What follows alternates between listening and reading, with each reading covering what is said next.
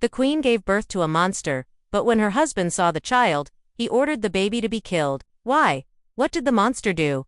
Well, let's start from the beginning. People said she had a face that launched 1,000 ships and hair that flowed like liquid gold. The second thing people knew her for was her inability to have children. And this wasn't because of some curse or something. She wanted him to fall in love with the baby before finding out anything that might make him reject the child. And while her plan worked initially, the king soon noticed that something was wrong with the baby. Yes, the creature had 3 heads growing out of one body. After all, despite being the queen, she was still just a woman. And what woman wouldn't want to protect their own child? So when the king ordered the royal physician to kill the chimera, she stepped in front of the monster and told her husband that he had no right to take the life of their child no matter how deformed the baby was. It was a chimera, a grotesque monster that came about due to a rare medical anomaly during conception. But when he tried to inject the monster, it started thrashing around and roaring. When the royal guards rushed to the nursery to find the physician lying on the ground, they found the 3-headed monster standing in the middle of the room. In each hand, the creature was holding one of the guard's severed limbs. Soon, the king arrived with the queen close behind him. The sound was deafening and shook the entire castle. The physician panicked and accidentally pricked himself with the needle. That's when he blacked out and fell to the ground. One of its heads asked, "Mother, why did you bring me into this world? I feel nothing but hatred for these humans. I just wanted to give your father an heir, and I didn't have any other choice." Choice? The third head scoffed. What do you mean by choice? How exactly were you planning to give birth to us? Allow such a monster to live in his kingdom. Thinking hard, he finally said, "How about this? I won't allow anyone to hurt you, but in return, you must swear to leave this kingdom and never return." The chimera hesitated for a moment, then nodded its head. As for the king, he wrestled with his conscience. Still, he never forgot the valuable lesson the chimera had taught them all. Just because someone or something looks different doesn't mean they should be treated with hatred and disgust. Even after sending the chimera away, he couldn't help but wonder if he had done the right thing. Perhaps he should have accepted the monster as his son, allowing it to become the king's apprentice and learn the ways of the kingdom. Then again, he could undeny that he was scared of what the chimera would do if it decided to attack the kingdom. "Did you plan to carry another human inside of you?" Another head added. "They call us monsters, and I don't blame them."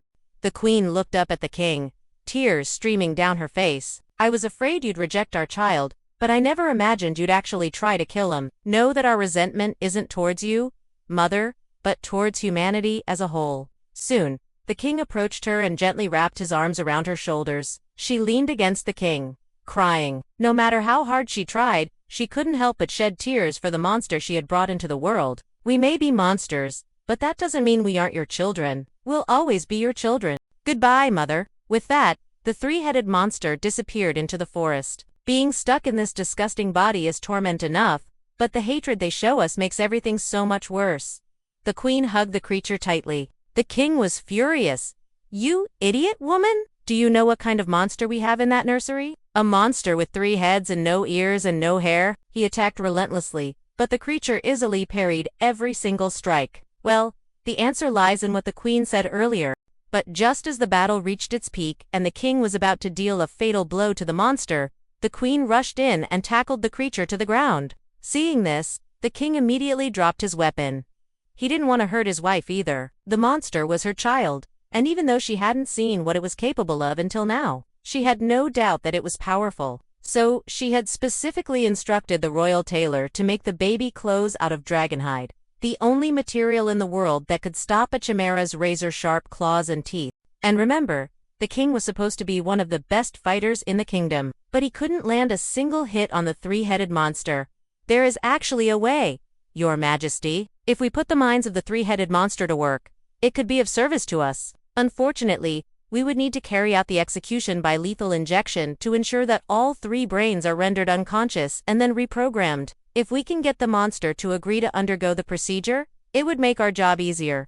Otherwise, we would have to use force, which would require restraining the creature, which would be quite difficult given its strength. Remember, Your Majesty, that this monster is already taller than most adults and it's just a baby. Imagine how big it would grow.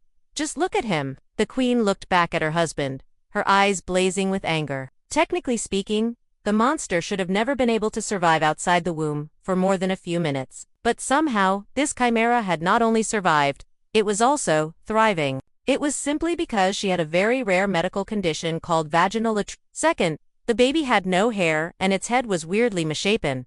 Third, the monster had no ears. Fourth, it had sharp claws and sharp teeth. If you want to kill him, then first you'll have to kill me. The king looked at his wife and then at the monster. He really didn't want to kill the child, but he also couldn't allow such a creature to live. So he asked if there was any way to raise the chimera without it causing harm to anyone in the kingdom. Fifth, the creature had red eyes instead of the normal brown eyes most babies were born with. Lastly, the monster was abnormally tall, even for an infant. The queen had done well to hide these abnormalities until the child was born. But once the king saw the creature, he immediately ordered the royal physician to examine the baby. And you can probably guess how having that condition would affect someone's ability to have children. Queen Isabella was known for two things in the kingdom. First was her great beauty.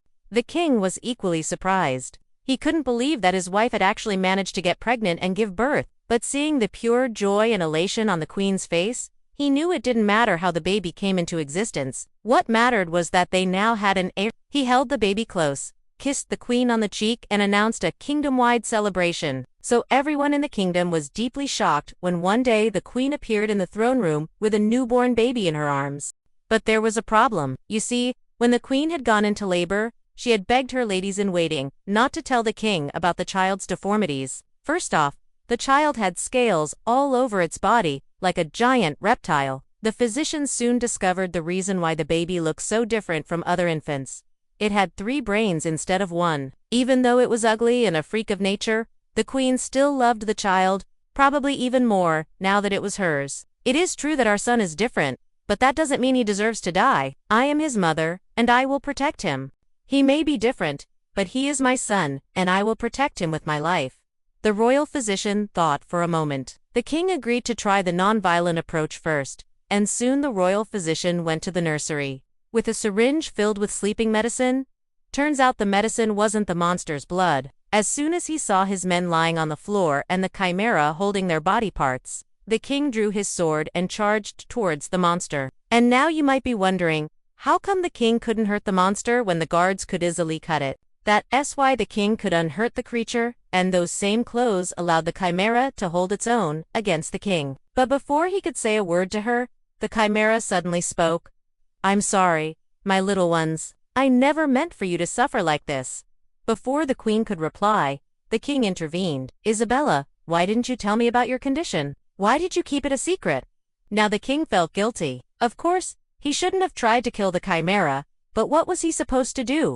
And before leaving, it turned to the queen and said, "You may have brought us into this world, but it was our choice to leave it." The queen stood there for a long time, watching the direction the chimera had taken. Even though it had been born a monster, it had shown her what true power and courage meant. In the end, the king decided that he'd rather be tormented by his conscience than have his entire kingdom be tormented by a monster.